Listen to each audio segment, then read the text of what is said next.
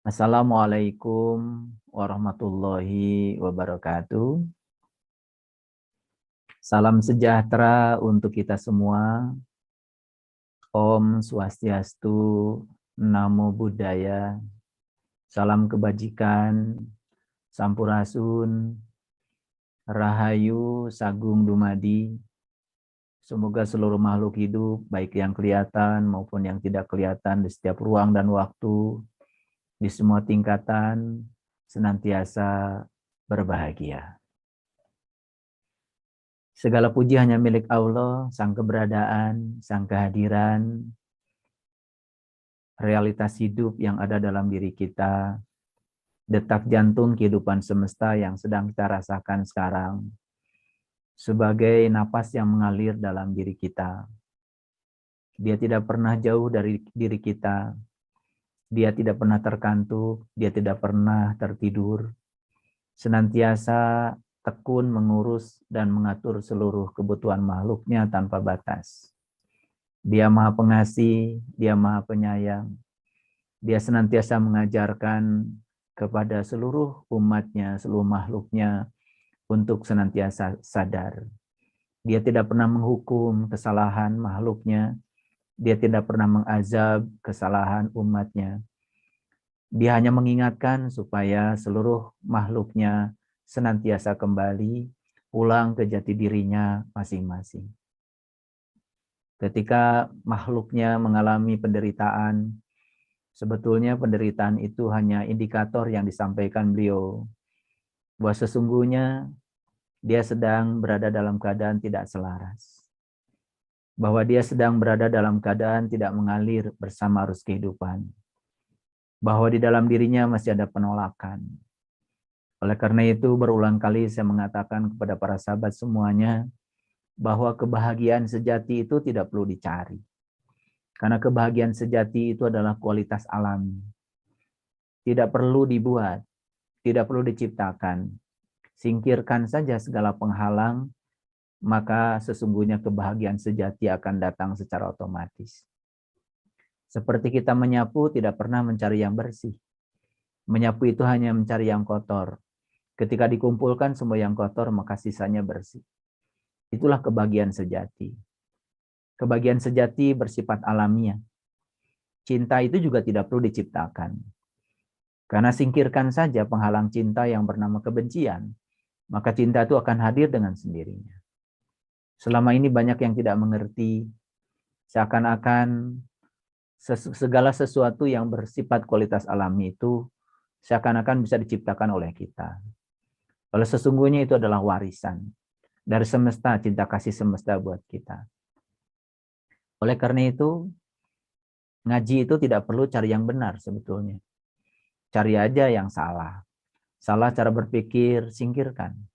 Salah cara berbicara, singkirkan. Salah cara bertindak, singkirkan. Salah sudut pandang terhadap kehidupan, singkirkan.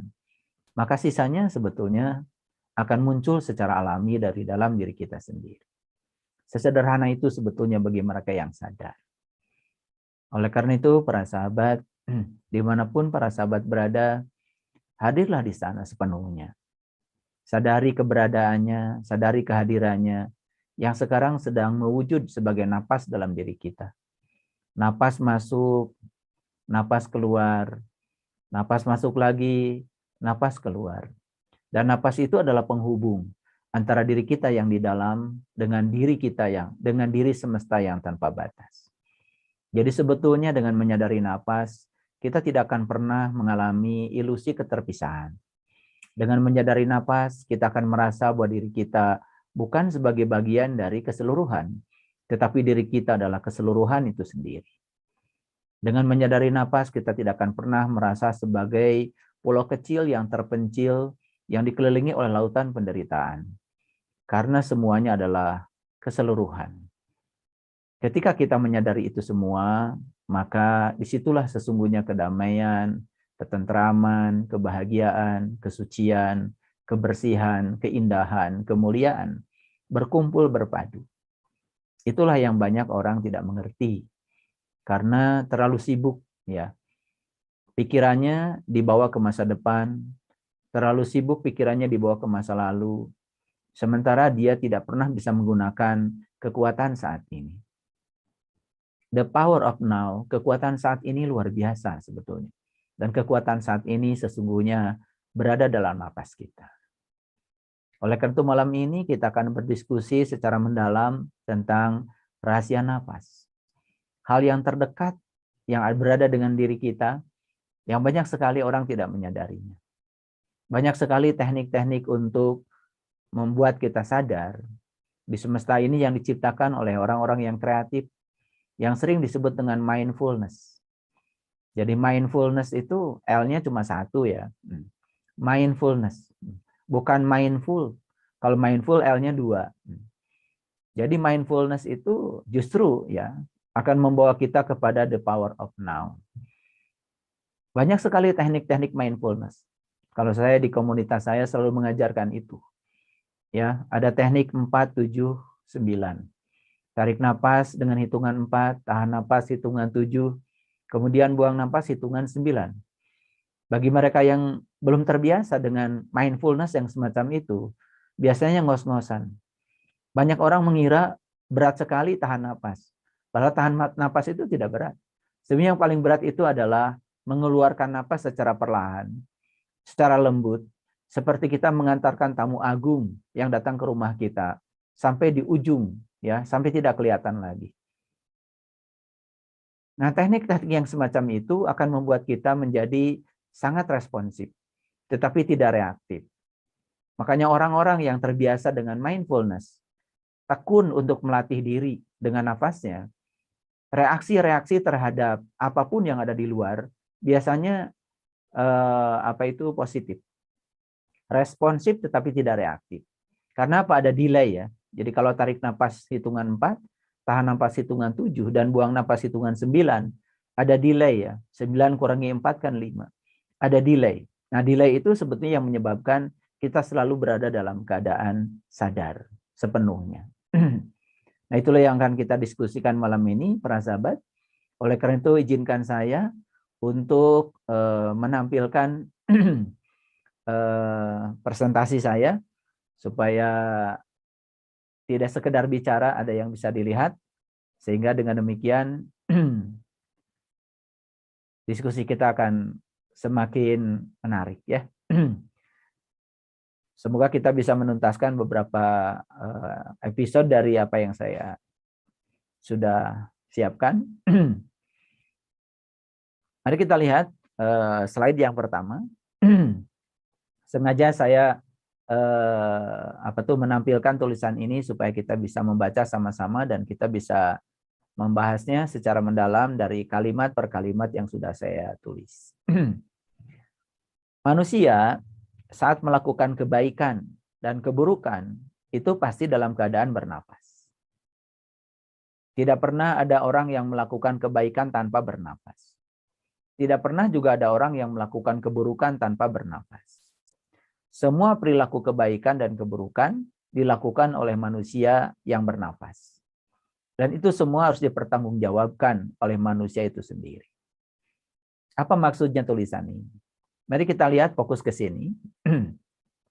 Sekarang saya sedang bernapas. Napas saya itu kan sebetulnya masuk. Setelah menikmati ruang ciptaannya sendiri, kemudian keluar. Ketika masih diizinkan, masuk lagi. Menikmati ruang ciptaannya sendiri, kemudian keluar. Dan kemudian, ya, saat napas masuk, napas itu akan menyaksikan semua hal yang ada di dalam. Semua keadaan yang ada di dalam. Dan semua hal yang disaksikan oleh napas di dalam itu direkam oleh napas dan kemudian dibawa keluar. Sebetulnya sekarang ini, kondisi kita ini dalam keadaan mengalami siklus hidup mati. Jadi kita ini sekarang sedang mengalami siklus hidup mati sebetulnya. Saat napas masuk, hidup. Saat napas keluar, mati. Saat napas masuk, hidup. Saat napas keluar, mati. Jadi sebetulnya ya aneh sekali kalau ada orang yang takut dengan kehidupan juga takut dengan kematian. Padahal kehidupan dan kematian itu sedang dirasakan sekarang. Kita sekarang sedang mengalami siklus hidup mati. Napas masuk hidup, napas keluar mati. Napas masuk lagi hidup, napas keluar mati. Jadi sekarang ini sedang ada siklus hidup, mati, hidup, mati, terus menerus. Jadi sebetulnya yang namanya mati itu, ya, mati yang sesungguhnya, ya, itu kan sebetulnya sering disebut sebagai menghembuskan napas yang terakhir. Nah, ketika menghembuskan napas yang terakhir, kan artinya napas itu masuk, keluar, dan setelah keluar nggak masuk lagi. Kenapa tidak masuk lagi? Karena napas ini kesadaran, napas ini kecerdasan. Napas ini sebetulnya adalah ruang penciptaan. Jadi sebetulnya yang disebut dengan ruang kosong yang ada di sekitar saya ini, bagi orang yang tidak sadar, betul-betul ruang kosong. Tapi bagi orang yang sadar, ruang kosong ini sebenarnya adalah ruang kehidupan. Ruang kosong ini adalah ruang penciptaan. Ruang kosong ini adalah ruang kesadaran. Kalau kata Nikola Tesla, ruang kosong ini adalah ruang vibrasi. Ruang kosong ini adalah ruang frekuensi. Ruang kosong ini juga ruang energi. Karena semua makhluk hidup itu sebetulnya sekarang sedang mengambil kehidupan, meminjam daya kehidupan dari ruang kosong ini. Jadi ruang kosong ini sering disebut kosong tapi isi, isi tapi kosong. Oleh karena itu, mari kita fokus ke sini saja, ya, supaya kita mendapatkan pelajaran yang sangat penting malam ini. Karena kita ini mengabaikan semuanya. Mengabaikan ya semuanya. Padahal ruang kosong ini adalah ruang penciptaan. Semesta ini ya ruang kosongnya jauh lebih banyak daripada materi. Jarak antar planet itu tentu saja jauh lebih luas dibandingkan ukuran planet itu sendiri. Ruang kosong ini tanpa batas, tidak ada batasnya. Bahkan kalau kita bicara secara mikroskopik yang namanya atom, atom itu ternyata 99% isi atom itu adalah ruang kosong. Nah, di dalam atom itu ya ada materi yang namanya elektron. Ada juga materi yang disebut dengan inti atom. Di inti atom itu ada yang namanya proton, ada yang namanya neutron. Tetapi materi itu dibandingkan dengan ruang kosongnya itu terlalu kecil. Karena materi itu cuma 1%. 99% itu ruang kosong. Jadi sebetulnya tubuh kita pun ya kalau dicermati secara mendalam, sebenarnya tubuh kita juga ruang kosongnya lebih banyak. Nah, oleh karena itu maka materi itu sebenarnya berasal dari energi yang memadat.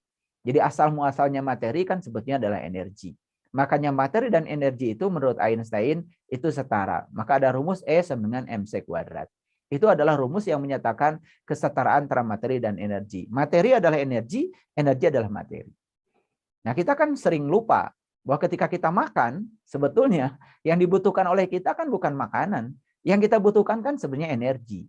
Cuman kita lupa bahwa sebetulnya kita sedang memasukkan energi lewat materi, lewat makanan yang kita makan. Kan makanan yang kita makan itu diproses oleh tubuh, oleh mesin yang sangat luar biasa ini, ya. Bagian ampasnya dikeluarkan, ya. Bagian-bagian tertentu yang penting diserap oleh darah, ya. Kemudian jadi darah, jadi daging, jadi tulang, jadi semua organ tubuh kita. Kita sering lupa bahwa sebetulnya tubuh kita ini adalah makanan yang kita makan. Makanya hati-hati dengan makanan yang mau kita makan. Saat berada di hadapan, ketika masih terpisah dengan kita, sebetulnya itu adalah makanan. Wujudnya adalah makanan, tapi sebentar setelah dimakan, dia akan berubah bentuk menjadi daging kita, menjadi darah kita. Jadi hati-hati dengan yang kita makan, karena sebetulnya itu akan menjadi bagian dari diri kita. Nah, kita sering lupa dengan hal yang sederhana itu. Oleh karena itu, maka sebelum makan kan harusnya berterima kasih dulu pada orang-orang yang telah menghadirkan makanan di hadapan kita. Berterima kasih dulu pada seluruh semesta, daya sambung semesta yang telah bekerja keras untuk menghadirkan makanan itu. Karena satu biji nasi tidak akan pernah tercipta kalau tidak ada bumi. Nah, satu biji nasi tidak akan pernah tercipta kalau tidak ada udara. Satu biji nasi tidak akan pernah tercipta kalau tidak ada air. Satu biji nasi tidak akan pernah tercipta kalau tidak ada matahari. Dan matahari tidak akan pernah ada kalau tidak ditopang oleh bintang-bintang yang lain. Jadi kita ini sebetulnya, ya ketika makan satu piring itu terlalu banyak sebetulnya utang budi kita kepada semesta.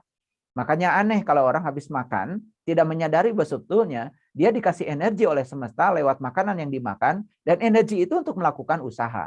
Makanya dalam fisika ada kata-kata, energi adalah kemampuan untuk melakukan usaha.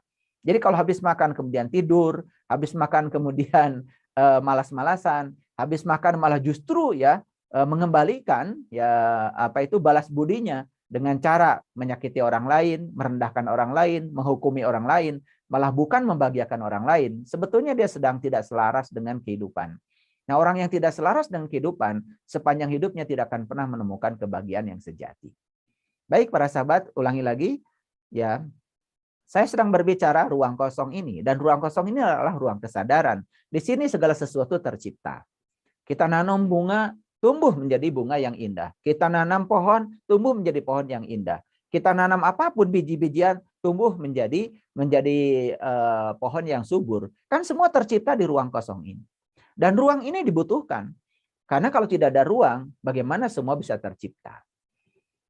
Makanya sebetulnya ketika seseorang meninggal, pertama yang akan diambil itu adalah aspek yang ada hubungannya dengan tanah. Yang kedua, aspek yang ada hubungan dengan air. Yang ketiga, aspek yang ada hubungan dengan udara. Yang keempat adalah aspek yang ada hubungan dengan api. Dan yang terakhir, ada aspek yang ada hubungan dengan ruang kosong. Jadi sebetulnya ada pengambilan ruang kosong dalam diri kita. Itulah ketika orang meninggal itu, sebenarnya 5 aspek ini diambil kembali oleh semesta, dikembalikan karena itu hanyalah pinjaman. Dan kita harus sadar bahwa sebetulnya napas yang sedang berjalan dalam diri kita saat ini juga sebetulnya pinjaman. Daya hidup yang sedang dipinjamkan kepada kita. Semua pinjaman pada waktu dan ruangnya harus dikembalikan. Nah, makanya oleh karena itu, maka orang meninggal sering disebut menghembuskan napas yang terakhir. Nah, ketika napas mengalir ke dalam, napas itu akan menjadi saksi. Saksi terhadap apa yang kita lakukan, baik itu kebaikan maupun keburukan. Bayangkan ya, kalau manusia banyak melakukan keburukan, di dalam dirinya itu ada kebencian, ya, ada ada hasud, ada dengki, ada iri hati, dan macam-macam sampah kehidupan, itu kemudian terbaca oleh napas kita dan kemudian dibawa ke ruang kehidupan. Bayangkan ya, ruang kehidupan ini begitu banyak ya polutan. Polutan yang dihasilkan oleh manusia di ruang dirinya, yang kemudian disaksikan oleh napas yang mengalir keluar masuk. Nah, bisa dibayangkan ya, nah, kalau ruang kehidupan ini begitu banyak ya energi ya dengan frekuensi yang rendah, dan energi ini kan suatu saat akan dikembalikan lagi kepada pencipta dari energi itu sendiri. Nah, tiada lain adalah diri kita. Oleh karena itu maka manusia akan terus ya bersiklus ya untuk membayar utang-utang yang sudah dia timbulkan dalam kehidupan. Dan itu akan dikembalikan. Dan sekarang ini wujudnya berupa energi potensial yang terekam di ruang kosong ini. Karena semua dibawa oleh napasnya. Oleh karena itu maka hati-hati ya dengan napas. Karena napas adalah menjadi saksi. Bukan sekedar penghubung antara diri yang di dalam dengan semesta yang tanpa batas, tapi napas itu kemudian juga menjadi saksi. Makanya orang melakukan kebaikan bernapas. Orang melakukan keburukan bernapas. Kebaikan dan keburukan jelas dilakukan oleh mereka yang bernapas. Dan oleh karena itu maka seluruh kebaikan dan keburukan yang dilakukan manusia jelas harus dipertanggungjawabkan, karena itu dicatat ya oleh napasnya, disaksikan oleh napasnya. Kemudian yang kedua, tidak ada manusia yang mampu menarik napas dan menahannya untuk selama-lamanya. Yang terjadi adalah napas masuk melinggi di dalam diri, dan setelah itu napas keluar, kembali memasuki ruang kehidupan. Saat napas masuk ke dalam diri, kemudian memasuki ruang penting dalam kehidupan, dalam tubuh manusia, nah, maka napas itu akan menjadi saksi nyata yang tidak akan pernah berbohong tentang segala hal yang terjadi di dalam diri. Dan saat napas terlontar keluar akan membawa semua rekaman kejadian atau data di dalam diri. Masuklah data itu, ya segala hal itu di ruang cipta rasa. Makanya oleh karena itu harus hati-hati, harus waspada dengan napas. Makanya dalam Quran itu surat Al-Baqarah ya, ada yang namanya ayat kursi. Nah, pasti semua kan pada hafal ayat kursi. Nah, ayat kursi itu bagian yang paling penting adalah Allahu la ilaha illa huwal hayyul qayyum. Allah tidak ada Tuhan selain Dia ya yang senantiasa berdiri tegak. La ta'khuduhu sinatu wal naum. Dia tidak pernah tertidur, tidak pernah terkantuk. Mari kita sadari para sahabat. Saat kita tidur, mata kita tertidur. Saat kita tidur, telinga kita tertidur. Mulut kita tertidur. Tangan kita tertidur. Semua tertidur. Satu-satunya yang tidak pernah tertidur adalah napas. Nah, anehnya banyak sekali yang tidak menyadari. Pernah nggak kita minta izin pada napas kalau mau tidur? Tolong ya, napas, jangan ikut tidur. Jangan ikut ngantuk. Karena kalau napas ikut tidur, 2 menit saja ya bablas. Ya, kita tidak ada di sini lagi. Tapi hebatnya semesta ini luar biasa. Walaupun kita banyak lupa, tidak pernah izin ya, tetapi nafas selalu ada dan hadir. Karena itu memang janjinya beliau. Allahu la ilaha illa huwal hayyul qayyum la ta'khudhuhu sinatu wala naum. Jadi Allah tidak pernah tertidur, Allah tidak pernah terkantuk. Yang tidak pernah tertidur dan terkantuk pada diri kita adalah nafas kita. Sesederhana itu sebetulnya. Makanya ya, kalau Teh Lilis mengatakan tadi dia adalah keberadaan, dia adalah kehadiran yang berwujud sebagai detak jantung kehidupan yang ada di dalam diri kita berupa nafas kita, sedekat itu Allah dengan kita. Lebih dekat daripada urat nadi leher kita. Jadi aneh kalau ada orang yang tidak bisa merasakan kehadiran Allah. Memangnya mau seperti apa Allah itu hadir? Ingin dalam wujud apa atau Allah itu hadir? Bukankah kehadiran Dia yang paling nyata dalam diri kita adalah daya hidup yang dipinjam kepada kita, yaitu napas kita. Dan napas itu sangat cerdas. Ketika tubuh ini tidak layak pakai lagi, pada saat dia keluar tidak masuk lagi. Ketika ginjal kita tidak berfungsi lagi, setelah dia keluar tidak masuk lagi. Ketika jantung tidak berfungsi lagi, setelah keluar tidak masuk lagi. Napas itu bisa mendeteksi ya, apakah tubuh kita masih layak untuk kehidupan atau tidak layak untuk kehidupan. Begitu tubuh ini dinilai tidak layak untuk kehidupan, saat napas keluar tidak masuk lagi. Jadi sebetulnya mati itu hanya menghembuskan napas yang terakhir. Jadi kalau ada orang yang menakut-nakuti mati itu begini, begitu, begini, begitu, ya itu biasanya ya orang-orang yang tidak pernah sadar, yang tidak pernah tahu apa sesungguhnya kematian. Bahkan kematian itu bukanlah akhir dari kehidupan, kematian itu adalah puncaknya kehidupan. Nah, oleh karena itu, saat napas kita keluar ke sini, ya, saat napas itu keluar ke sini, energi itu tidak dipinjamkan lagi ke dalam diri kita. Ya tentu saja di ruang kehidupan ini, kalau saya ilustrasikan, itu ada dua jenis ya. Jadi ada yang mungkin para sahabat bisa lihat ya, kalau ada air di dalam panci, ya, kemudian hanya air saja di dalam panci itu, maka molekul air satu dengan yang lainnya itu bersenyawa. Itu bisa bersatu sekaligus juga terhubung. Tapi kalau ada molekul lain dalam air itu, sebut saja minyak. Minyak itu ada dalam air, tetapi dia tidak pernah bisa menyatu dengan air. Kenapa? Karena ada ketidakmurnian ya yang melekat di dalam molekul minyak itu. Padahal sebenarnya minyak itu bahan dasarnya air. Cuman karena ada ketidakmurnian, ada zat lain yang melekat di situ, maka dia tidak bisa bersenyawa lagi dengan air. Jadi kalau air dengan air, dia itu bersenyawa. Tapi air dengan minyak, walaupun minyak itu tinggal dalam air, tidak pernah bisa bersatu dan tidak pernah bisa bersenyawa. Itu gambaran sebetulnya. Gambaran tentang apa? Jadi ketika napas ini keluar ke sini, ya tergantung ya kualitas napas kita seperti apa. Ketika masuk ke ruang kehidupan ini, mohon maaf ya, dia itu membawa, menyaksikan segala hal yang ada di dalam diri, kotoran-kotoran diri, maka ketika masuk ke sini, itu seperti minyak dalam air. Berada di ruang ini, tetapi dia tidak pernah bisa menyatu. Nah, itu yang disebut dengan keterpisahan. Itu yang disebut dengan neraka sebetulnya. Keterpisahan dari asalnya. Nah, itu dia tidak bisa memenuhi ayat, innalillahi wa inna ilaihi rajiun.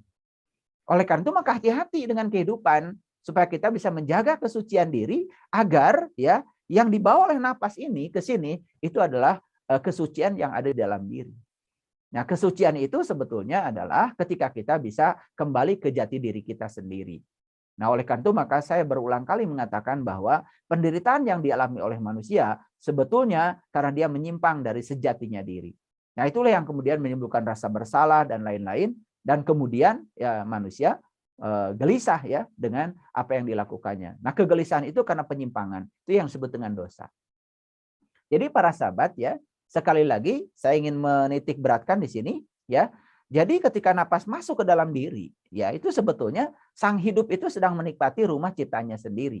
Oleh karena itu maka dia adalah tamu agung sebetulnya yang datang ke dalam diri, hormati itu ya. Oleh karena itu maka orang-orang yang sudah menyadari itu biasanya ketika saat dia olah nafas, dia itu sebetulnya sangat hati-hati. Karena apa? Karena nafas itu adalah tamu agung yang sedang datang ke dalam diri, sedang menikmati rumah ciptanya sendiri.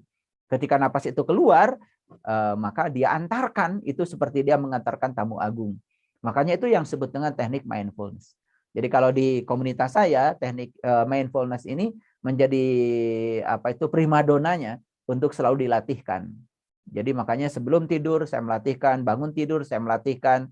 Bahkan ya sebetulnya ketika kita melaksanakan sholat 5 waktu, sebenarnya kita bisa mindfulness bahkan mindfulness tingkat tinggi ya. Jadi di setiap gerakan sholat itu ada mindfulness tingkatan tinggi sebetulnya bagi orang yang tahu ya. Oleh karena itu maka banyak orang yang belajar sholat khusyuk dengan saya, setelah belajar kemudian mereka mengatakan luar biasa ya, sholat 1 rakaat saja bisa mengalir air mata. Kenapa? Mindfulness, karena kesadaran kita berada dalam keadaan full ya, terjaga. Itu yang disebut dengan sidrah al-muntaha. Kita selalu berada di puncak kesadaran yang tertinggi. Nah, ketika kita berada di puncak kesadaran yang tertinggi, otomatis ya kesadaran kita akan menjadi majikan bagi pikiran kita dan pikiran akan menjadi pelayan. Sebaliknya orang yang kesadaran rendah justru yang akan menjadi majikan adalah pikirannya. Ketika pikiran diizinkan jadi majikan, apa yang terjadi? Maka pikiran itu akan menjadi diri palsu kita. Itu yang sering disebut dengan ego. Jadi ego itu sebetulnya diri palsu kita. Itulah yang sering disebut ya dalam bahasa kitab suci adalah syaiton. Jadi syaiton itu bukan makhluk yang diciptakan Tuhan kemudian menggoda kita. Karena sebetulnya yang yuwaswisu fi sudur, yang suka menggoda kesadaran kita itu sebetulnya adalah diri palsu kita. Diri palsu adalah pikiran yang sedang berada dalam kegelapan. Nah, itulah pentingnya kita untuk bisa mencapai kesucian dalam kehidupan ini. Apa itu kesucian? Kesucian itu adalah saat kita ya sudah tidak lagi ya serakah pada yang kita ingin, saat kita tidak lagi benci pada yang tidak kita ingin, saat kita sudah bisa mencapai ya penerangan batin dalam diri yang disebut dengan pencerahan. Nah, jadi ada 3 indikator kesucian. Yang pertama, kita sudah tidak serakah pada yang kita ingin. Yang kedua, kita sudah tidak membenci lagi yang tidak kita ingin. Ya, yang kita ingin, yang tidak kita ingin sudah diterima seutuhnya. Itu yang disebut dengan letting go. Itu yang disebut dengan berserah diri. Dan yang ketiga adalah sudah terangnya batin kita. Karena dalam diri kita sudah muncul ya sang matahari ruhani yang menerangi pikiran kita. Itu berasal dari jiwa yang sudah terakses ya dengan alam tinggi dalam diri. Oleh karena itu maka dalam tubuh manusia kan ada 5 tubuh yang harus diperhatikan. Tubuh yang paling tinggi namanya spirit body. Tubuh yang kedua namanya intuitive body, di bawahnya lagi ada yang namanya mental body, di bawahnya lagi ada yang namanya energy body, yang paling dasar adalah physical body. Jadi tubuh fisik ini sebetulnya adalah bagian yang paling dasar. Tetapi tubuh fisik sering menjadi katempuhan ya, istilah bahasa Sundanya. Katempuhan itu apa? Artinya kalau spirit masalah, ya intuitif bermasalah, kemudian mental bermasalah, energi dalam tubuh bermasalah, banyak sumbatan-sumbatan, ya kemudian tubuh ini menjadi simptom. Artinya tubuh ini harus menanggung risiko dari kesalahan di atasnya. Jadi oleh karena itu orang-orang yang berpenyakit dalam fisik ya, kalau pergi ke rumah sakit ya dia hanya diterapi fisiknya saja. Nah itu makanya ketika sudah diterapi, dikasih obat, sebentar sembuh, besok tumbuh lagi. Itu sebabnya akar masalahnya tidak pernah disentuh. Nah kita harus masuk ke akar masalahnya. Akar masalahnya di mana? Itu di spirit body. Akar masalahnya di mana? Itu di intuitive body, di mental body, di energy body. Kalau itu dibereskan bagian atasnya, otomatis ya tubuh fisik itu akan menjadi segar ya. Ya mohon maaf ya, jaranglah untuk sakit, jarang untuk sakit. Karena sakit itu sebetulnya ada ketidakseimbangan kelistrikan dalam tubuh, sakit itu ada ketidakseimbangan kimiawi dalam tubuh. Dan kemudian ketidakseimbangan itu mewujud menjadi alarm ya bahwa ya sakit itu sebenarnya alarm bahwa ada yang harus diubah dalam kehidupan kita. Itu saja sebetulnya. Sakit itu ada sekedar mengingatkan. Jadi seperti kebakaran lah ya. Ketika alarm itu sudah berbunyi, ya artinya sudah ada kebakaran di gedung itu. Jadi kalau alarm sudah bunyi dalam tubuh kita, yaitu sakit secara fisik, itu artinya ada indikator yang harus dibaca. Ada masalah nih di spirit body, ada masalah nih di mental body, ada masalah di energy body. Ya, tempo hari saya memberikan pelatihan kepada sahabat-sahabat saya ngasih pelatihan Tai Chi ya. Tai Chi itu untuk mengalirkan agar energi dalam tubuh kita itu selaras dengan energi semesta. Nah, baru saya kasih dasar-dasar Tai Chi saja, kemudian saya ajak untuk menselaraskan ya energi diri dengan energi semesta, ya menariklah dalam tarian kosmik semesta untuk tidak mengalir bersama tarian kosmik semesta, karena hidup ini adalah Bhagavad Gita. Nah, mereka merasakan aliran energi yang luar biasa dan kemudian itu membuat kesadaran menjadi tumbuh. Nah, jadi sebetulnya banyak para sahabat ya teknik-teknik pemberdayaan diri. Nah, yang paling utama adalah pemberdayaan diri lewat napas. Itulah pentingnya kita mengetahui rahasia napas. Jadi yang terdekat saja dengan kita, ya kadang-kadang kita tidak menyadarinya. Sejak manusia dilahirkan melalui gua garba seorang ibu, sejak saat itulah ya manusia terhidupi oleh napas sebagai daya hidup atau jantung kehidupan manusia. Dan setiap tarikan napas akan menjadi daya atau kekuatan yang mengakibatkan perilaku baik atau buruk. Jadi sebenarnya ketika kita itu bernapas, itu ada energi yang dipinjamkan ke dalam diri kita. Nah, energi itu mau dipakai apa? Nah, daya itu mau dipakai apa? Nah, banyak sekali manusia yang menggunakan daya itu malah justru untuk melakukan perilaku buruk di dalam kehidupannya. Ya. Jadi dengan memahami mekanisme bernapas seperti yang saya jelaskan barusan, ya, karena banyaknya perilaku buruk yang telah dibuat manusia dengan napasnya, maka ruang kehidupan di bumi ini bisa menjadi disesaki oleh sampah data keburukan. Jadi sebenarnya di sini itu banyak sekali sampah data keburukan, karena setiap keburukan manusia itu disaksikan oleh napas dan dibawa keluar. Nah, sampah data keburukan ini milik siapa? Tentu saja milik pencipta keburukannya, dan suatu saat sampah data itu akan dikembalikan. Jadi kalau misalkan orang itu lahir kembali nanti, ya dia akan mengambil semua sampah-sampah data yang tersimpan di sini. Karena ruang kehidupan ini akan menjadi memori besar, ya, big data kita yang akan dikembalikan pada kita. Nah, kemudian saat dia lahir ke alam dunia itu akan menjalankan 3 hal. Yang pertama, dia harus melunasi utang karmanya. Yang kedua, harus meluruskan jalan bengkoknya. Dan yang ketiga, harus ya melunasi, ya menyelesaikan pekerjaan-pekerjaan dia yang belum selesai. Ya itulah alasan kenapa manusia terlahir kembali. Ya, jadi kalau tidak mau tidak mau mati, ya jangan terlahir kembali, ya itu saja. Oleh karena itu maka disitulah kita belajar bagaimana caranya supaya kita dalam kehidupan yang sekarang ini bisa selesai dan kita bisa kembali memenuhi ayat innalillahi wa inna ilaihi rajiun. Nah, itu asal dari dia, ya kembali kepada dia. Nah, sampah data keburukan ini ya menurut saya, mohon maaf ya, menurut saya ini sudah sangat luar biasa. Oleh karena itu maka sampah keburukan ini sudah memenuhi seluruh bumi ini, ya. Dan itu sangat mengerikan, ya, sangat mengerikan. Dan sekarang ini anak-anak yang terlahir di semesta ini sudah dikepung oleh sampah ini, sampah keburukan. Jadi kalau sampah fisik itu sudah luar biasa, ya, sekarang di bumi kita ini, ya. Nah, apalagi sebetulnya sampah yang tidak kelihatan ini lebih luar biasa kalau menurut saya. Dan ini, ya, sangat mempengaruhi, ya, kondisi psikologis dari semua manusia yang akan dilahirkan ke semesta ini. Jadi bagi mereka yang telah mengalami kematian, mereka harus mempertanggungjawabkan terhadap semua data diri yang telah dibuatnya semasa hidup. Dan data diri itu ya dibawa oleh napasnya. Data diri itu dibawa oleh napasnya dan disimpan di ruang ini. Jadi para sahabat, saya mau cerita sedikit ya tentang material elektronik. HP yang saya pegang ini kan sebetulnya isinya semikonduktor. Semikonduktor isinya apa? Itu atom dan molekul yang dipadatkan. Jadi ternyata atom dan molekul itu bisa menyimpan data. Isinya cuma IC. Maka ini bisa menyimpan foto, bisa menyimpan tulisan, bisa menyimpan artikel, bisa menyimpan video. Di mana sebentar tersimpan? Itu di memori. Jadi memori ini apa isinya? Isinya kan cuma atom, molekul yang dipadatkan, yang kemudian disebut semikonduktor. Nah, sebetulnya di ruang ini, apakah tidak ada atom? Ada. Di sini ada oksigen, ada hidrogen, ada karbon, karbon dioksida, karbon monoksida, dan berbagai macam ya atom. Di sini itu ada. Dan ini kan sebetulnya itu bisa menyimpan data. Nah, ini kan sebetulnya teknologi ini sudah cukup untuk membuktikan secara saintifik bahwa ya data itu tersimpan di dalam atom. Ya, karena dalam atom itu isinya kan ruang kosong. Jadi ruang kosong itu bisa menyimpan data. Jadi hati-hati ya dengan nafas. Banyak orang yang tidak menyadari. Itu ya, makanya disitulah kenapa leluhur kita sering mengatakan harus selalu eling dan waspada. Itu ya, eling dan waspada itu sebetulnya kita menyadari ya sang kehadiran pada diri kita. Dia adalah sang penyaksi abadi, yaitu wujudnya adalah nafas yang ada pada diri kita. Jadi para sahabat ya, itulah yang menyebabkan manusia harus kembali ke dunia ini untuk menyelesaikan karma. Jadi ketika dia itu menyimpan data di sini, data ini harus dipertanggungjawabkan.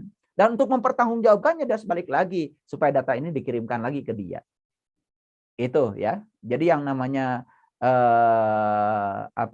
yang namanya data karma itu seperti itu ya. Selama kita terus menyebarkan data karma keburukan di ruang kehidupan, maka kita tidak akan pernah mencapai kesempurnaan mutlak. Nah, untuk memanunggal dalam ketunggalannya bersama Sang Maha Suci. Seperti yang tadi ya, ketika butiran minyak itu walaupun ada dalam air, dia tidak akan pernah bisa bersenyawa dengan air karena dia dianggap sebagai barang asing. Nah, sama ya para sahabat, ketika tubuh kita dikubur lagi ke dalam tanah dan di dalam tubuh itu begitu banyak ya ketidakmurnian yang lain. Ya mohon maaf, makanan yang dimakan itu bukan hak kita, ya makanan yang dimakan itu bukan milik kita, ya makanan yang dimakan itu tidak bersih, maka itu akan membangun ketidakmurnian atom dalam diri kita. Nah, secara fisik tubuh ini pun menjadi terasing ya ketika dikubur. Apalagi secara spiritual, jiwa kita pun menjadi terasing di ruang kehidupan ini. Nah, itulah jiwa itu sepertinya bersama tetapi dia tidak bersenyawa, tidak bisa menyatu. Itu yang dikatakan keterpisahan. Nah, jadi oleh karena itu, ya kalau kita memahami mekanisme ini, maka hidup ini akan menjadi sangat-sangat sangat hati-hati. Kita hati-hati ketika berpikir, kita hati-hati ketika berbicara, kita hati-hati ketika bertindak. Karena apa? Ya itu akan menjadi doa. Dan doa itu ketika masuk di ruang rasa, dia akan menjadi realita. Apalagi ketika ada pengulangan ya, itu sangat luar biasa. Nah, jadi para sahabat ya perlu diperhatikan ini. Jadi harus dipahami bahwa kesempurnaan itu pun bukan tujuan. Walaupun kesempurnaan itu bukan tujuan, ya hanya merupakan dampak ya dari kebergunaan diri di ruang kehidupan. Jadi oleh karena itu ya kita diberi napas, diberi daya kehidupan ini sebetulnya untuk satu tujuan. Kenapa kita diutus ke dunia? Karena kita disuruh untuk mempercantik dunia yang sudah cantik ini. Itulah dalam bahasa leluhur kita datang ke dunia ini untuk memayu hayuning bawono. Jadi oleh karena itu ya kualitas manusia dilihat dari kebergunaan dia di ruang kehidupan. Jadi mohon maaf ya, kualitas manusia bukan dilihat dari berapa banyak ibadahnya, berapa banyak ritualnya, ya, kelihatan bajunya, baju agama atau tidak, bukan itu, ya. Jadi kualitas manusia dilihat dari kebergunaan dia di ruang kehidupan ini. Makanya ya kalau kami ya di Tanah Parahyangan itu memiliki 6 rukun iman. Nah, 6 rukun iman itu diwujudkan dalam bentuk kepedulian. Jadi yang pertama adalah nulung kanu butuh. Jadi nulung kanu butuh berarti kita ini harus memiliki kompetensi dalam hidup supaya kita berguna dan kita harus mengerti visi dan misi Allah terhadap kehidupan kita. Jadi Allah itu sebelum menciptakan kita sebenarnya beliau sudah menggariskan visi dan misi hidup buat kita. Makanya kita ini adalah makhluk yang unik. Oleh karena itu setiap peran kita berbeda dengan yang lain. Dan kita ada di dunia ini akan menjadi kepanjangan tangan Allah untuk menyampaikan cinta kasih Allah. Oleh karena itu maka untuk bisa nulung kanu butuh berarti kita harus memiliki kompetensi. Nah, bagaimana kita bisa menolong orang sakit kalau kita bukan petugas kesehatan? Bagaimana kita bisa menolong orang yang perlu layanan perbankan kalau kita bukan ahli perbankan? Bagaimana kita bisa memberikan pengayoman pada masyarakat kalau kita bukan aparat? Jadi sebenarnya peran-peran itu yang diperankan manusia dalam kehidupan ini dalam rangka ini, nulung kanu butuh. Jadi syaratnya harus punya kompetensi. Dan yang kedua, nalang kanu susah. Nah, nalang kanu susah berarti peduli kepada orang-orang yang butuh pertolongan. Yang ketiga, ngahudangkeun kanu sare. Bagaimana kita bisa membangunkan orang yang tertidur kalau kita pun masih tertidur? Yang keempat, nyaangan kanu poekeun. Bagaimana kita bisa memberikan terang kepada orang yang gelap kalau kita sendiri masih dalam kegelapan? Lucu ya, banyak orang yang berani ya menerangi orang lain padahal dia sebenarnya dalam kegelapan. Ya, terutama kegelapan batin, ya, kegelapan batin. Jadi apa yang disampaikan lewat mulutnya itu cuma kata-kata saja, yang kata-kata itu belum terbukti ya di dalam kehidupan dia. Kemudian yang kelima adalah nepak kanu poho. Kita harus bisa mengingatkan orang yang lupa, terutama lupa pada jati dirinya. Dan yang keenam adalah nganter kanu keeng. Nganter kanu keeng itu apa maksudnya? Nganter kanu keeng berarti membebaskan orang yang takut. Karena manusia ini kebanyakan takut ya, cemas. Nah, kecemasan itu biasanya tentang hari esok. Kenapa? Karena pikiran kita selalu ditarik ke hari esok. Akibat apa? Akibat tidak hadir di saat ini. Kenapa? Karena dia sendiri tidak pernah menyadari nafasnya. Jadi mindfulness-nya tidak jalan.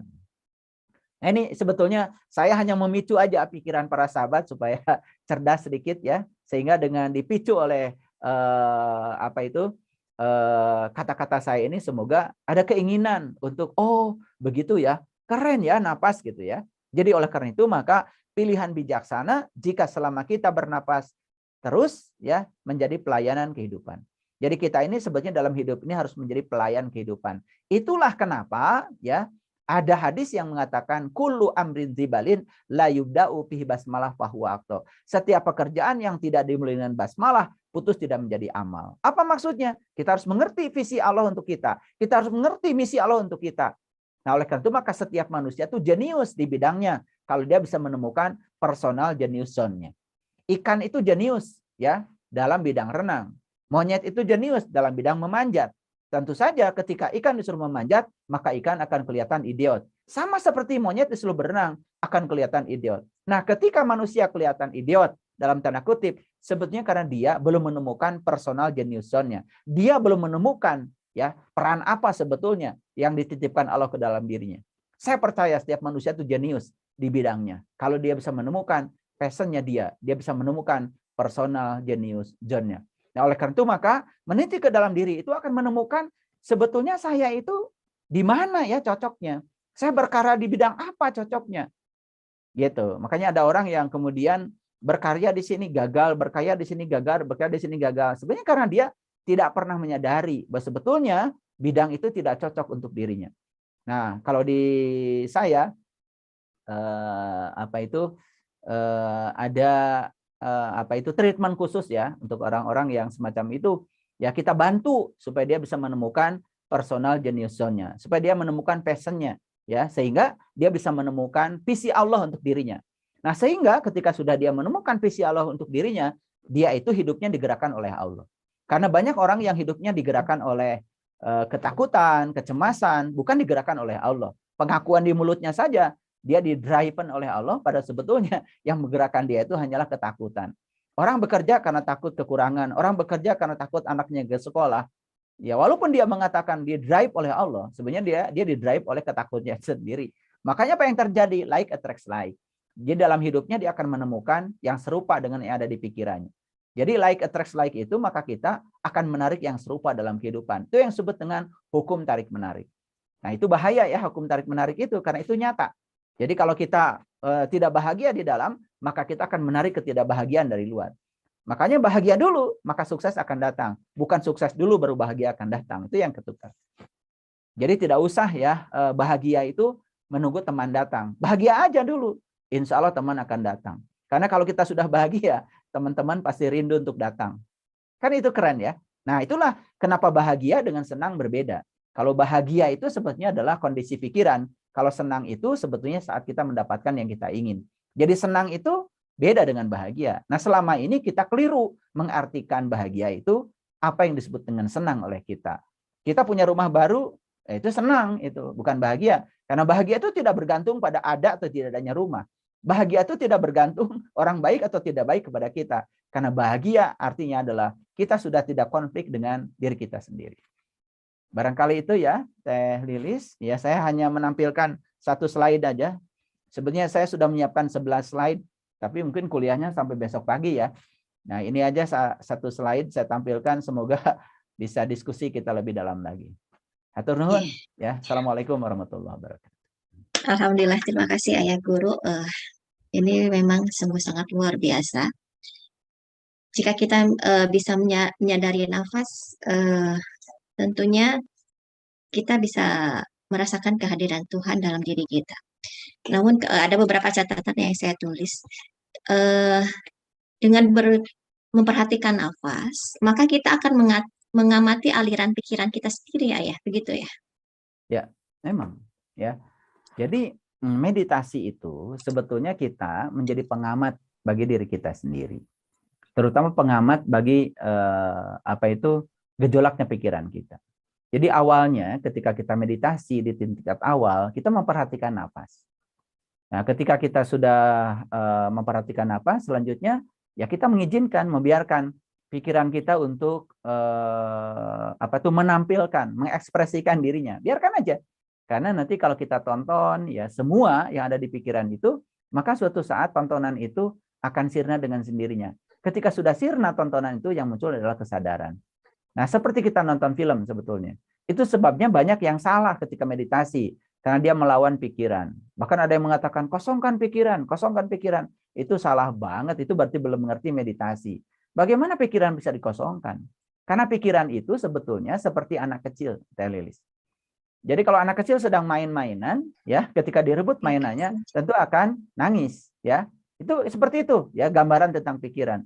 Nah, kalau dia itu ingin tenang, maka caranya dikasih mainan baru. Jadi sebetulnya ketika pikiran sedang bergejolak, pikiran itu diarahkan ke napas, dia supaya istirahat sebetulnya.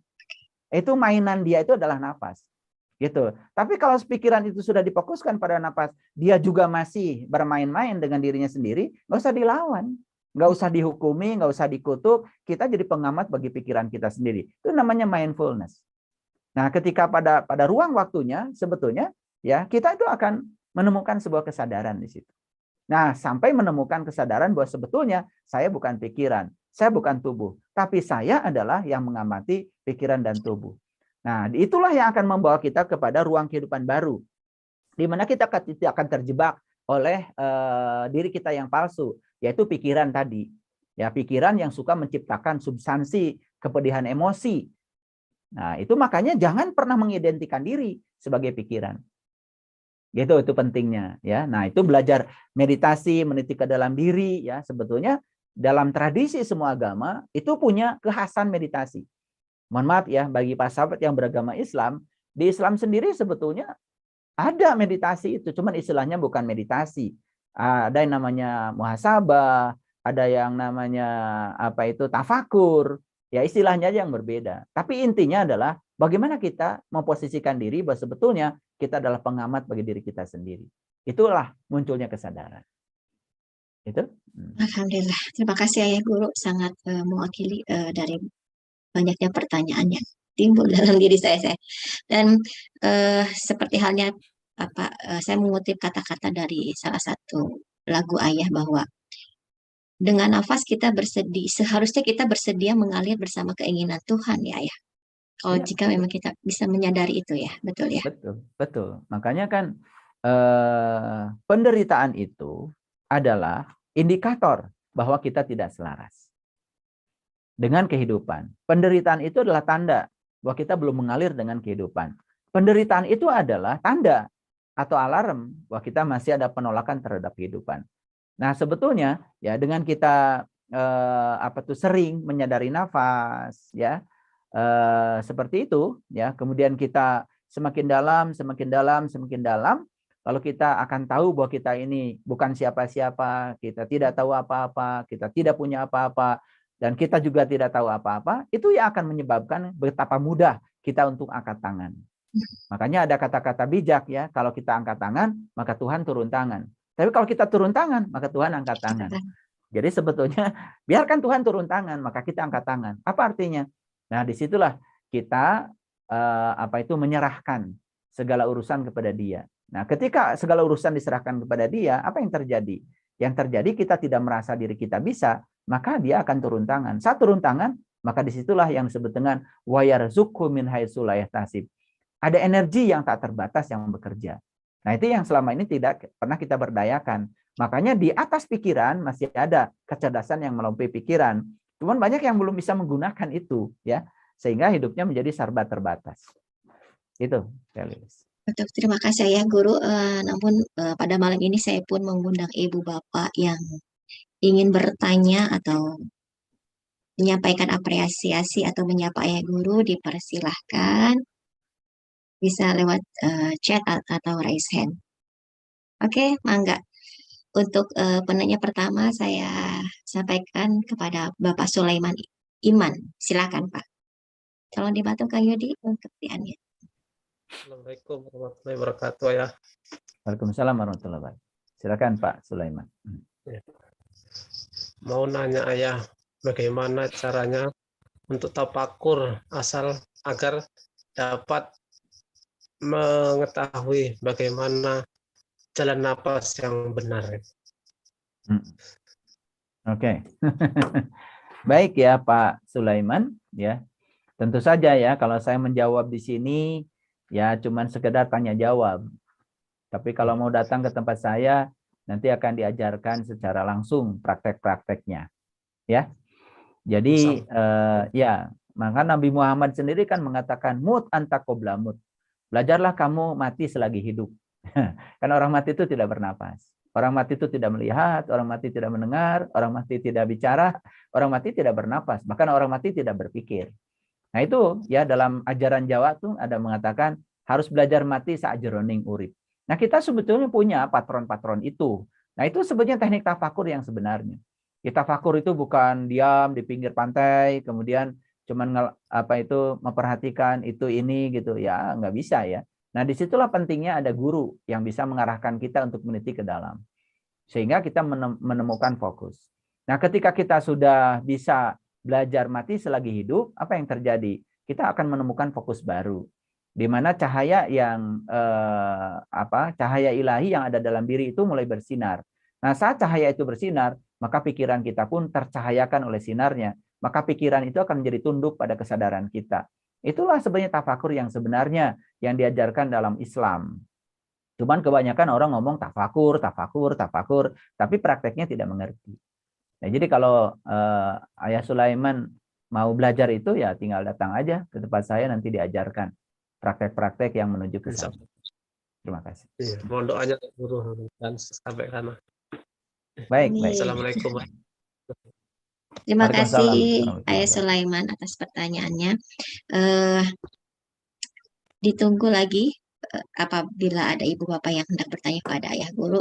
Namun sambil menunggu dari pertanyaan ayah Bunda, gini ayah, apa kaitannya nafas dengan rasa syukur? Justru ketika harusnya kita menyadari nafas, seharusnya rasa syukur kita jauh lebih tinggi, dan lebih tinggi. Begitu ya ayah? Ya. Apa sebetulnya syukur itu? Nah, ini yang sering salah kaprah ya. Jadi kalau kita belajar dari Quran, syukur itu kebalikan daripada kufur. Jadi la in syakartum la azidannakum wa la in kafartum inna azabi lasyadid. Jadi syukur itu kebalikan dari kata kufur. Jadi kalau kufur itu artinya tertutup, maka syukur itu artinya terbuka. Nah, ini saya beri pengertian yang lebih detail ya. Jadi syukur itu sebenarnya artinya terbuka. Apa yang terbuka? Jadi terbuka itu berarti tidak ada penolakan. Jadi syukur yang sebenarnya itu ya tadi, ketika kita sudah bebas dari keserakahan terhadap yang kita inginkan, kebencian kepada yang tidak kita inginkan. Jadi sebetulnya kalau kita masih serakah pada yang kita inginkan dan benci pada yang tidak kita inginkan, itu belum syukur. Dan kebanyakan syukur itu kan sekarang, syukuran itu justru pada saat kita mendapatkan yang diinginkan. Hampir tidak pernah ada ya, Teh Lilis, syukuran ketika dia mendapatkan yang tidak diinginkan. Jadi bentuk syukur yang sebenarnya bukan pesta, bukan makan-makan di restoran. Dan pasti kalau Teh Lilis diajak makan-makan di restoran sama teman, pasti dia mendapatkan yang dia inginkan. Tidak mungkin Teh Lilis diundang sama teman ketika dia baru saja turun pangkat, misalkan diundang makan di restoran. Nah harusnya syukur tuh begitu, naik pangkat, ngundang makan, turun pangkat juga udah makan. Nah, saya sebenarnya sedang menunggu orang-orang yang syukur di level ini. Makanya saya kalau diundang hajatan gitu sama murid-murid saya, ya saya nanya, ini apa ini? Syukuran ayah guru? Ah, bohong itu. Ini bukan syukuran. Ini kamu senang aja akan mendapatkan yang kamu ingin. Dan kamu juga nanti akan sedih ketika mendapatkan yang tidak kamu ingin. Nah itu bukan syukur. Nah makanya sebetulnya ketika seseorang itu baru merasa senang ketika mendapatkan yang dia ingin. Nah sebetulnya itu bukan syukur, itu masih kufur sebetulnya. Itu namanya kufuran. Itu kufuran ya maksudnya. Syukur itu terbuka. Dan syukur itu adalah kondisi batin. Kondisi pikiran yang sudah mencapai kesucian, di mana pikiran itu sudah tidak lagi melekat kepada yang dia ingin, dan sudah tidak lagi benci pada yang tidak dia ingin. Nah itu sehingga di pikiran sudah tidak ada konflik. Nah selesai konflik dengan diri sendiri, itu namanya syukur. Nah jadi pertanyaan Teh Lilis bagus sekali. Terus apa kaitannya syukur dengan nafas? Nah nafas itu ya, ketika kita olah nafas, menyadari nafas, itu akan membantu kita untuk menuju kepada keterbukaan tadi yang namanya syukur. Sehingga dalam kehidupan ini kita tidak pernah serakah kepada yang kita ingin dan juga tidak pernah menolak pada yang tidak kita ingin. Jadi muncullah yang namanya penerimaan. Nah, penerimaan itu adalah aspek pertama untuk menuju kedamaian. Makanya orang yang syukur selalu damai. Nah, syukur itu selama ini baru dikaitkan dengan ketika kita mendapat yang kita inginkan, alhamdulillah.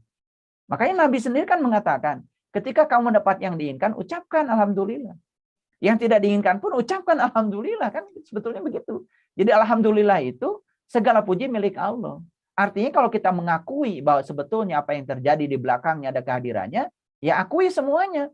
Jangan yang disebut baik oleh pikiran kita terima, apa yang disebut buruk oleh pikiran kita tidak terima. Padahal dalam Quran Allah mengatakan, apa yang disebut baik oleh kamu, siapa tahu itu malah buruk bagi kamu.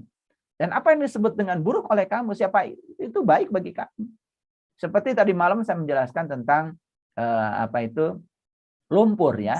Lumpur itu adalah bagian ya memang bau ya. Lumpur itu becek, lumpur itu kotor, lumpur itu menjijikan. Tetapi ya pohon teratai tidak menolak lumpur. Karena dia tidak menolak lumpur, dia tumbuh dalam lumpur. Maka dia akan berhasil menanam akar di lumpur. Kemudian dia bisa menembus air dengan tangkainya. Dan dia bisa membuka kelopak di udara. Dia kemudian menembus tribuana ya, 3 alam. Karena dia menerima lumpur. Nah kebanyakan kan manusia tidak mau menerima lumpur teh. Ya kan? Ya tidak mau orang yang tidak setuju pada dia. Ingin semua orang setuju pada dia. Ingin semua orang seragam dengan dia. Nah, makanya kan sebetulnya ya pakai seragam di sekolah itu tidak bagus ya. Karena itu sudah melanggar hukum alam. Lalu seakan-akan manusia itu diseragamkan. Kan diseragamkan bajunya, nanti diseragamkan nilainya. Sehingga anak-anak harus mencapai nilai yang sama matematikanya. Sehingga ada yang namanya ya ketuntasan minimal di sekolah. Semua anak harus mencapai ketuntasan matematika yang sama. Itu kan sebenarnya penindasan. Dan harusnya ya itu dia tidak begitu. Karena anak itu mungkin saja tidak suka matematika, dia suka seni. Dia jeniusnya bukan di situ. Nah, kurikulum yang lama tidak pernah menghargai itu. Keragaman itu tidak dihargai. Makanya Kemendikbudristek sekarang kemudian menelurkan yang namanya kurikulum Merdeka Belajar. Jadi tidak boleh lagi ada penindasan akademik yang semacam itu. Jadi anak itu diarahkan untuk menemukan personal genius zone-nya. Nah ini kan sebetulnya pendidikan yang memanusiakan manusia. Karena selama ini pendidikan malah justru ya menjadikan manusia menjadi orang lain, tidak menjadi dirinya sendiri. Jadi betul sekali bahwa sebetulnya napas dengan syukur ini luar biasa. Asal pemahaman syukurnya benar. Karena syukur selama ini itu kan biasanya punya rumah baru, Teh Lilis diundang, mobil baru, Teh Lilis diundang, ya kan? Ya gitu, ya. Nah, jarang sekali kan Teh Lilis, wah baru ketipu rumahnya diundang gitu ya. Jarang kan? Nah, mungkin tidak pernah diundang. Nah, syukur itu kondisi batin yang sudah bisa menerima baik yang kita inginkan, yang tidak diinginkan dengan cara yang sama. Itu sebenarnya yang namanya syukur. Alhamdulillah. Tidak berhenti ucap syukur saya atas semua aliran kasih sayang dari semesta ini. Sepertinya belum ada penanya. Baiklah kalau begitu saya bertanya karena banyak catatan yang saya tulis. Gini Ayah, life ongoing proses. Hidup ada itu adalah dinamis, hidup itu adalah balancing. Dan untuk menyadari nafas tentu kita perlu latihan. Dan untuk bisa pada posisi sukacita itu memang perlu ketekunan. Dan ketika kita berada pada posisi sukacita, apakah kita bisa kembali lagi pada posisi duka cita itu gimana Ayah? Ya, jadi sebetulnya kalau kita masih sukacita, duka cita, berarti sebetulnya amplitudo kehidupan kita itu masih besar amplitudonya. Mungkin saya perlu gambarkan ya kayak gini.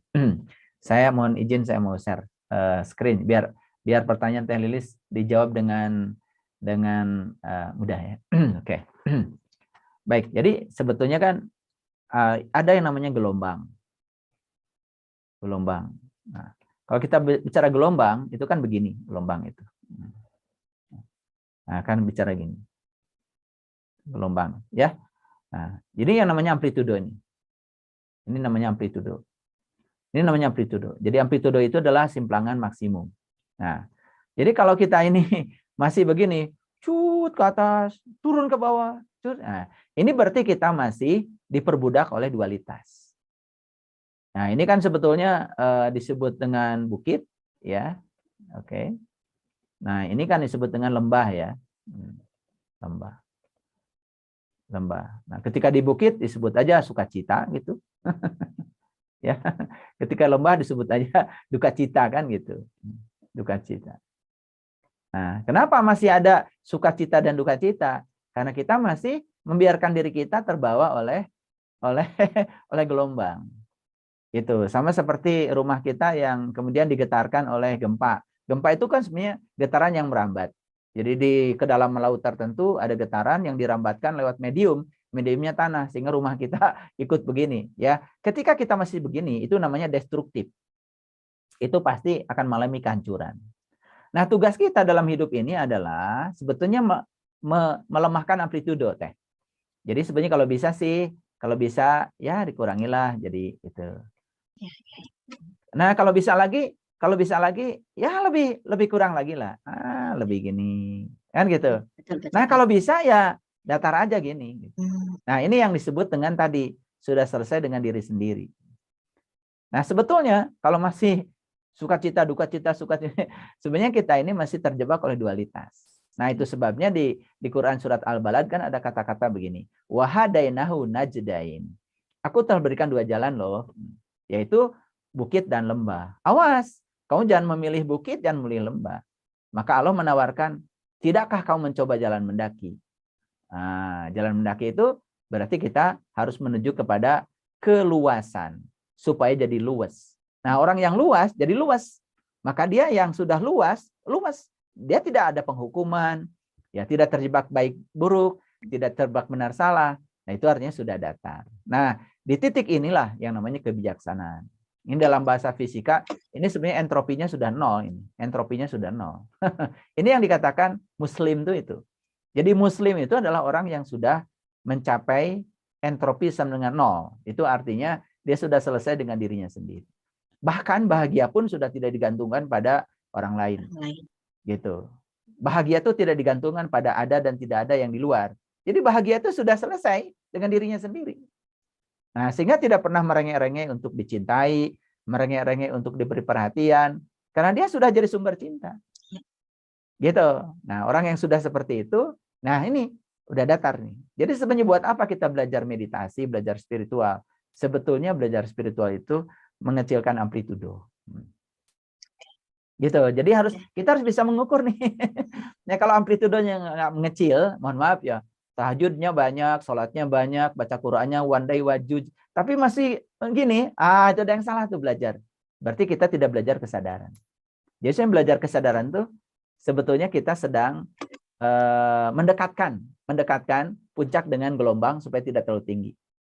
Nah, kalau terlalu tinggi kan jatuhnya ini Teh. Jatuhnya panjang. Kalau tidak terlalu tinggi, kalaupun harus jatuhnya itu ya tidak terlalu sakit ya. Terlalu sakit ya. Kan gunung yang tinggi kan lembahnya dalam. Betul. Gitu. Nah, jadi kita dekatkan nih puncak dengan dasar ini supaya tidak terlalu sakit. Jadi sudah mulai mendekat. Nah, itu yang disebut dengan sakinah. Sakinah itu kan bahasa Arab, artinya adalah sudah datar, sudah mati, sudah tidak bereaksi. Nah, persis seperti orang mati. Nah, itu makanya sakinah dari kata sukun sebetulnya. Nah, jadi keluarga yang sakinah itu, yang keluarga di dalamnya itu sudah bisa menerima perbedaan apa adanya, sehingga tidak ada reaksi-reaksi negatif. Karena masing-masing sudah bisa menerima perbedaan itu. Nah, itu sebetulnya. Cuma banyak yang tidak paham. Cuma doain orang aja, semoga ya keluarga yang sakinah. Begitu tanya, apa sih Bu sakinah tuh? Kagak tahu saya juga. Pokoknya dengerin orang kalau doain orang berumah tangga, pokoknya sakinah, mawaddah, warahmah gitu. Nah, karena kita udah terbiasa asal bicara. Nah, inilah pentingnya kita ya belajar kesadaran. Belajar kesadaran itu sebetulnya memperkecil amplitudo. Nah, gitu. Sehingga antara senang dan sedih itu jaraknya tidak terlalu jauh. Makanya Allah bilang kan begini, Allah bilang, di antara cinta dan kebencian, aku adalah kasih sayang. Nah, jadi Allah itu tidak terjebak cinta, tidak terjebak kebencian. Karena beliau adalah kasih sayang. Nah, kasih sayang itu berarti bisa menerima cinta, bisa menerima kebencian. Makanya Allah itu santai aja, tidak melekat pada ciptaannya. Makanya Allah itu istirahat aja setiap saat, karena beliau kan sudah selesai dengan dirinya sendiri. Nah, orang yang berakhlak Allah, yang disebutnya tahaluk biahlakillah, adalah orang yang bisa mencontoh akhlaknya Allah. Makanya Allah bilang, wa ahsin kama ahsanallahu ilaika. Disebut perbuatan baik apabila mekanisme melakukannya seperti aku melakukan kebaikan itu. Gitu. Ini kan ada ayatnya, wa asin kama ahsanallahu ilaika. Nah, itu statement-statement pendek dalam Al-Qur'an yang jarang sekali dielaborasi gitu. Padahal itu sebenarnya bahasa spiritual itu, bahasa meditasi sebetulnya. Gitu. Gitu, Teh. Baik, baik, betul. Ini emang yang dirasakan sama saya sendiri bahwa dengan berjalannya waktu, dengan saya terus belajar menerima informasi dari siapapun, eh, mengecilkan frekuensi amplitudo itu memang luar biasa sekali sih kalau memang dilatih terus-menerus dan tidak lelah untuk melatih diri dalam proses kesadaran. Nuhun Ayah Guru. Baik, ini ada pertanyaan dari chat dari Ibu Maya. Ya, salam Ayah, izin bertanya, bagaimana kita menemukan PGZ itu apa ya? Diri sendiri dari Personal genius personal zone. genius zone, oke? Diri sendiri dan personal genius zone dari anak-anak kita. Gimana ini Ayah? Oke. Gini ya. Ibu Mayang ya, Ibu Mayang ya. Ya. Mana Ibu Mayang, saya pengen lihat. Ini di sini off cam semua ya. Ya. Oke, nggak apa-apa. Ya. Baik ya Ibu Mayang. Begini, Ibu Mayang ini kan dari kecil hidup itu sudah di mana-mana. Saya makanya ingin tahu wajahnya nih, saya biar bisa nebak umurnya berapa.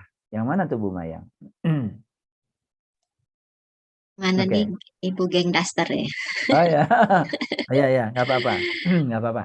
Gini, kita ini kan sudah hidup lama lah di dunia, ya. Jadi saya tebak aja, misalkan Ibu Mayang usia 40. Dalam 40 itu kan masa Bu Mayang tidak menemukan yang disukai dalam hidup? Masa tidak menemukan yang disukai? Itu kan? Pasti ada dong yang disukai. Nah, mulai dari situ. Ketika kita menyenangi sesuatu, kemudian tekunin aja sesuatu itu. Nah, ketika kita menekuni sesuatu, disitulah kita akan menemukan, oh ternyata saya tuh jenius ya di bidang ini.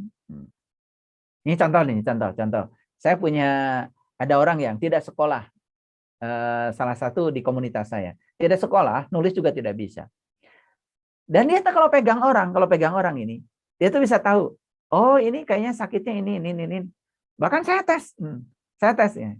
Coba pegang kaki saya. Wah ini kecapean nih, ayah tuh pegal ini gitu. Ah, kamu bener gitu. Nah, terus saya tanya, kapan kamu mulai punya kemampuan ini? Jadi rupanya dari kecil itu dia. Nah, tangannya kan jadi jenius. Dan dia kalau mijit orang itu tidak ada capeknya. Gitu. Nah, berarti ini Ibu Maya nih, Bu Maya. Berarti dia itu sebetulnya menemukan personal genius zone-nya. Nah, sekarang bagaimana dengan anak? Dengan anak. Masa anak tidak ada yang disukainya? Ketika anak suka lari-lari, wah ini kayaknya anak ini tidak suka duduk nih, sukanya lari. Ya biarkan aja dia lari-lari. Siapa tahu nanti jadi pemain bola, dia jadi olahragawan, jadi atlet, kan gitu. Nah kita sering memaksa anak ketika lari-lari, kamu nakal ya, nggak bisa duduk, nggak bisa diem, malah kita marah-marah. Padahal dia itu sedang mengembangkan personal genius zone-nya secara alami. Nah, anak kita akan tidak kelihatan personal geniusannya ketika anak kita itu dipaksa untuk menjadi ibu bapaknya. Ayo, dosa kita apa kepada anak? Begitu anak lahir, anak kita diberi label. Yang pertama label agama. Yang kedua disuruh mengaku jadi orang beriman. Nah, personal geniusannya tidak berkembang karena sudah dibungkam oleh kita sendiri. Lalu dia tidak menjadi dirinya sendiri. Padahal sebetulnya ada rencana besar dari Tuhan pada anak kita. Makanya anak kita ini tamu agung yang datang ke semesta sebetulnya untuk kita hormati. Makanya kemarin saya diundang para sahabat di Malaysia, ya, ada sebuah perkumpulan di Malaysia, guru-guru, dan saya diundang di sana untuk berbicara. Dan saya kasih judul pembicaranya adalah menjadikan anak di sekolah sebagai guru. Dan semua terkejut dengan konsep itu. Karena selama ini kita menganggap anak itu seakan-akan itu adalah ruang kosong yang siap untuk dicekokin apapun oleh ibunya, bapaknya, termasuk gurunya gitu.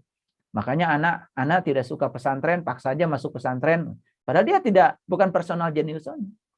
Mohon maaf ya, saya pernah mencabut seorang anak dari pesantren karena jerawatnya besar-besar gitu. Itu murid saya. Kemudian saya cabut dari pesantren, jerawatnya hilang. Dan ketika jerawatnya hilang, kemudian dia minta, minta disekolahkan di sekolah catering. Dan sekarang itu anak itu berkembang ya, karena senangnya masak. Kan dia sebetulnya jenius di bidang masak. Ya. Nah, cuman kita sering mengatakan jenius itu harus sekolah, jenius itu harus S1, S2, S3. Ya Allah. Itu jenius buatan kita. Anak kita dipaksa, makanya stres ya. Harus S1, harus S2, S3. Dan ukuran keberhasilan anak itu adalah sekolah. Padahal banyak sekali ya contoh-contoh di dunia orang nggak sekolah bisa sukses. Karena menemukan personal jeniusnya. Nah ini harus hati-hati ya. Harus hati-hati. Karena kita memandang anak lahir ke dunia itu seperti kertas kosong yang siap ditulisi. Dan tulisannya suka-suka kita. Makanya 3 dosa besar orang tua. 1, ikut campur urusan pendidikan. 2, ikut campur urusan pekerjaan. 3, ikut campur urusan jodoh. Sampai saat jodoh-jodohnya kemudian ikut campur. Itu dosa besar orang tua. Maka anaknya tidak pernah menjadi dirinya sendiri. Ya anaknya jadi orang tua. Dan ketika anak itu menjadi orang tua, ya jelas. Dia sebetulnya sudah melanggar dari hukum alamnya dia. Dia tidak menjadi dirinya sendiri. Gitu ya, Ibu Maya. Alhamdulillah Oke. sekali. Oke, baik kita beralih kepada Bunda Ita dari Solo. Silakan Bunda. Assalamualaikum warahmatullahi ayah guru. Waalaikumsalam warahmatullahi wabarakatuh. Alhamdulillah bisa dipertemukan lagi dengan ayah guru dengan materinya yang luar biasa. Begini ayah guru, bagaimana kita membedakan PGZ itu yang kita itu merasa nyaman dengan apa yang kita lakukan dengan mungkin mengikuti hawa nafsu gitu, senangnya kita gitu. Itu bagaimana untuk membedakan bahwa ini mengikuti kesenangan kita dalam artian itu produk dari mungkin ego kita atau nafsu kita, atau memang itu betul-betul memang PGZ kita dari sananya begitu. Yang pertama Ya. itu, kemudian yang kedua tentang campur tangan orang tua dalam pendidikan anak ataupun menentukan jodoh dan sebagainya itu, bagaimana kita mensikapi hal tersebut. Kita itu tetap membebaskan, memberikan kesempatan kepada anak untuk menjadi dirinya sendiri, namun dalam perjalanannya kadang itu kan kita itu ada kekhawatiran karena mungkin anak kita juga akan mengalami pengalaman hidupnya sendiri yang mungkin kita sebagai orang tua itu kan sok tahu, jangan begitu, jangan begini, begitu, ada sedikit mengatur. Itu seberapa jauh peran kita untuk tetap mengendalikan anak tapi tidak mencampuri urusan tentang dia menjadi dirinya sendiri begitu. Ayah guru, terima kasih atas pencerahannya. Assalamualaikum warahmatullahi wabarakatuh. Waalaikumsalam warahmatullahi wabarakatuh. Baik, Ibu Ita, bagaimana membedakan PGZ itu, apakah dia itu kesenangannya adalah kesenangan alami, bakat, atau karena sekedar nafsu? Saya kasih tahu ya, kalau orang yang sudah menemukan PGZ-nya, maka dia akan mengarahkan kesenangannya itu pada hal-hal yang produktif. Dia akan mengarahkan pada hal-hal yang produktif. Karena dia sebetulnya ingin menjadi berharga dalam kehidupan, ingin bermanfaat bagi orang lain. Itu cirinya begitu. Ya, terus terang ya, saya mau bicara pada diri saya sendiri. Ya. Saya tuh kalau bicara di depan publik, ini PGZ saya. Dari kecil tuh saya sudah nggak tahu ya, pokoknya orang tua saya juga nggak pernah nyekolahkan saya di cara berkomunikasi, dan nggak pernah gitu. Jadi saya kalau di depan publik itu seneng gitu. Dan makin banyak yang hadir, makin seneng gitu.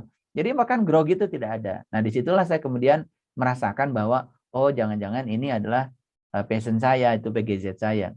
Makanya saya terus aja memupuk diri dalam bidang ini gitu. Saya menyampaikan gagasan, saya menyampaikan hal yang sudah saya eksperimen untuk disampaikan pada orang lain. Jadi saya mungkin diberi kemampuan oleh Allah untuk bisa mempengaruhi orang. Nah, saya menemukan PGZ saya gitu di bidang ini. Nah, seperti itu ya. Pokoknya kalau sudah bicara depan publik itu rasanya jenius dan ilmu itu mengalir begitu saja. Dan itu produktif. Jelas itu kan bukan dari hawa nafsu. Gitu. Ya. Itu yang pertama. Yang kedua, orang tua itu suka khawatir. Itulah orang tua. Itulah orang tua. Khawatir dari mana sih? Khawatir itu karena sok tahu. Jadi khawatir itulah sebetulnya karena orang tua sedang menjadi diri palsunya. Nah, makanya kalau orang tua terus khawatir dengan anaknya, takut ini, takut itu, apa yang terjadi? Anaknya akan dipoles menjadi seperti kekhawatirannya sendiri. Jadi sebetulnya saat kita khawatir ya, Ibu Ita, sebenarnya kita pun sedang menjadi diri palsu. Karena kekhawatiran itu, ketakutan itu berasal dari ego kita. Kan sebenarnya yang dikhawatirkan itu apa sih? Yang dikhawatirkan itu segala hal yang belum terjadi sebetulnya kan, Ibu Ita. Dan segala hal yang belum terjadi itu kan adanya di masa depan. Dan masa depan itu tidak ada. Jadi sebetulnya kekhawatiran itu kita sedang memikirkan sesuatu yang tidak ada. Dan itu diada-adakan oleh pikiran kita. Lalu ya halusinasi kita itu kemudian diarahkan pada anak. Nah, itu yang menyebabkan orang tua sering sering menjadi penghambat bagi anak untuk menjadi dirinya sendiri. Ya, mohon maaf ya. Saya banyak sekali ya mendapatkan pengaduan dari anak-anak ya yang orang tuanya terutama dekat dengan saya. Dan saya ikut campur akhirnya ya. Dan ternyata ketika dibebaskan, dia menemukan keahlian sendiri. Ya, saya masih ingat ya, saya punya murid dulu. Dia itu dicap oleh guru lain sebagai anak bodoh. Itu karena pelajaran tertentu nilainya kecil. Tapi saya melihat anak itu kalau menghias sekolah, kalau ada acara-acara besar di sekolah, kalau bikin tulisan, bikin kalau di sekolah itu kalau mau ada acara besar itu panggung itu dikasih hiasan itu luar biasa gitu anak itu. Dan saya menemukan ini kayak anak itu jeniusnya di situ. Makanya saya panggil tuh guru-guru semua, udahlah jangan dihukumi dengan pelajaran kamu gitu. Jangan dikasih nilai mati. Udah dikasih aja nilai yang wajar gitu. Siapa tahu dia akan jadi orang di bidang itu. Ternyata dia dapat beasiswa ke Australia. Kemudian dia itu sekolah sampai S3 itu di bidang seni. Dia dapat PhD-nya di Australia dan sekarang jadi dosen. Padahal nilai mata pelajaran tertentu itu jelek. Nah, itulah kejelekan sistem pendidikan kita.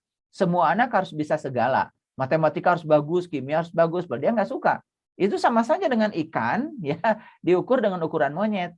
Nah, ideal dong kalau ikan disuruh manjat. Nah, gitu ya. Jadi Ibu Ita harus sadar sebetulnya setiap orang datang ke dunia itu jenius di bidangnya.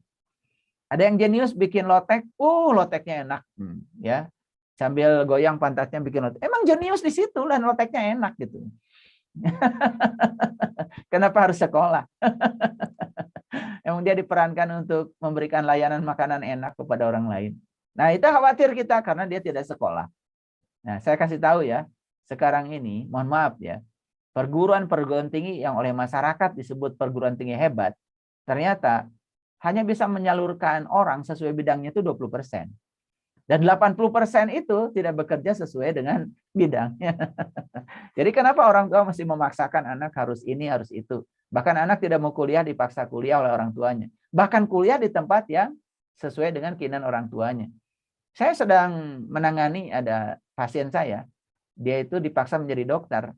Padahal dia tidak suka jadi dokter. Bahkan terakhir dia mengumpulkan beberapa pil ya, mau bunuh diri. Cuman keburu ingat sama ibunya. Jadi ibunya datang itu, padahal dia dokter. Dia mau minum pil loh, karena dia tidak happy dengan profesinya. Begitu saya tanya, kenapa kamu jadi dokter? Karena itu keinginan orang tua. Jadi sebenarnya mungkin dianggap sukses ya orang tua. Padahal dia tidak menemukan PGZ-nya. Malah dia mau bunuh diri, mau minum pil. Nah, itulah pentingnya ya. Sharing kita ini santai ya, supaya kita semua sadar bahwa sebetulnya banyak sekali sebetulnya kita menciptakan kekuatan buta yang mengkerangkeng anak-anak kita sehingga mereka tidak menjadi diri mereka sendiri. Itu ya, Ibu Ita. Baik. Terima kasih Bunda Ita atas pertanyaannya. Dan waktu sudah menunjukkan pukul 21.07. Sepertinya kita harus mengakhiri acara kita pada malam ini. Namun sebelum kita akhiri, mohon kesediaannya Ayah untuk menyampaikan final statement-nya. Mangga. Baik. Nafas adalah penghubung antara diri yang di dalam dengan semesta yang tanpa batas. Sering-sering menyadari nafas maka kita akan terbebas dari ilusi keterpisahan dari Allah. Dan ketika kita selalu merasa bersama Allah, maka bebaslah ketakutan, bebaslah rasa khawatir. Yang ada cuma kedamaian. Buktikan omongan saya. Dan itu luar biasa. Terima kasih. Baik. Terima kasih Ayah Guru. Semoga setelah kita menyimak paparan dari Ayah Guru yang disampaikan, semakin membuka mata, hati, dan pendengaran kita yang haus akan petunjuk Tuhan dan menjadikan jiwa-jiwa kita yang sedang melakukan perjalanan ini bisa memahami esensi hidup yang sesungguhnya. Baik, terima kasih banyak kepada Ayah Bunda yang selalu berkenan hadir pada kajian Kamana. Mudah-mudahan kita bisa bertemu kembali di lain kesempatan. Terima kasih Ayah Guru. Mohon maaf lahir dan batin. Wabillahi taufiq wal hidayah. Wassalamualaikum warahmatullahi wabarakatuh. Nuhun wilujeng istirahat sadayana. Salam. Terima kasih Atur nuhun, Ayah. Ayah. Terima kasih Ayah Guru. Atur nuhun, alhamdulillah. Atur